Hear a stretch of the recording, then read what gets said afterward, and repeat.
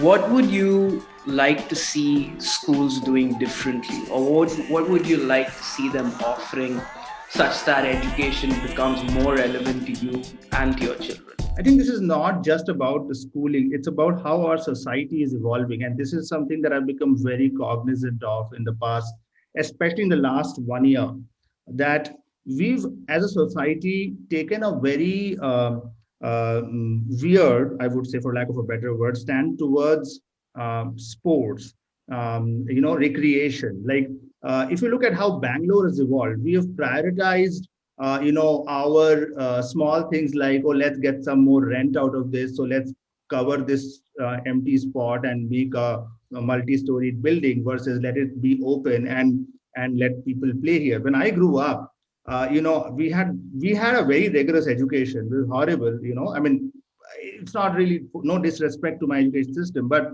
it was very rigorous. But we had so much free time, so much free. We learned more out on the field, climbing trees, and children don't have that. So one of the things I saw in your pictures that you shared about your school, which made me really happy, is that there was a lot of free space, empty space. So I think we need to rethink what we are doing to our children as a society by taking away open spaces. Like, this is systemic, it is not just the school. We need to re-emphasize a lot more on sports, on going out and playing and just fooling around, and not like just doing your learning on the computer or in the books and then just not having anything else, so go to another screen for recreation. Of course, the education system needs to be changed, and you guys are more of an expert there. But as a parent, I just sometimes feel frustrated by how there is a simple lack of playing space for children, and children don't play anymore, and therefore it just Yeah. kills their creativity. So, one of the things that's happened over the past maybe 20, 25 years is, there's gradual reduction in the amount of free time that children have, you know.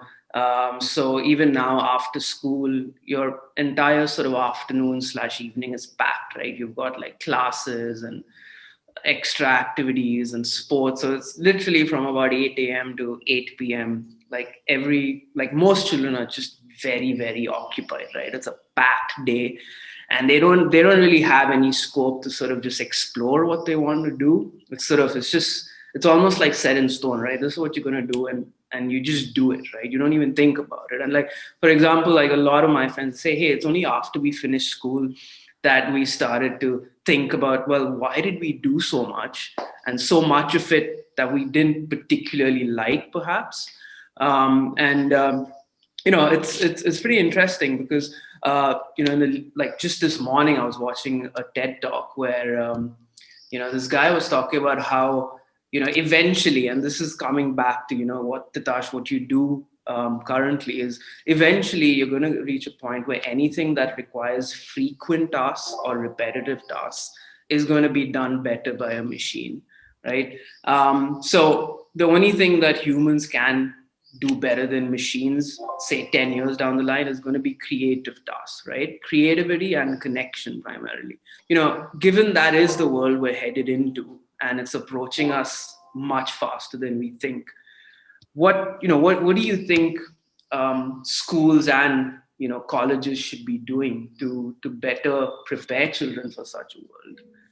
And you hit the nail on the head. I think creativity and empathy, they are the two things that I see as clearly the most important human skills. I mean, through countless discussions that I am in these days with, because of my work, the two skills that I see, and if you go on the internet and just type future of work, the one thing that will pop out is creativity. That's the one skill that people that will define us as humans, because everything else, and I, whether or not there will be a dystopian world of automated robots and drones, I do not know that, but I do know, and I can see that very clearly, that automation in subtle ways is happening.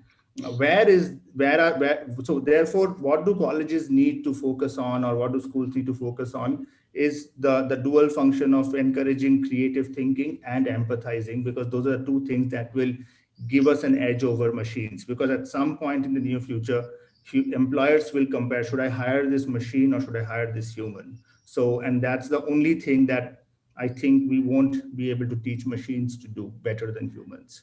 So that focus in education system across the board needs to be there. So, Titash, what are your thoughts on sort of, earlier you had basically five professions open to you as a young person, and now all of a sudden those five itself are split into 10 each at least. So, what are you seeing in terms of the people that you work with in terms of your own startup? How do you advocate or how do you advise people when they say, well, I've studied X but I want to do like these three different things now? How do they go about it? And what's sort of the roadmap now, and with things going forward?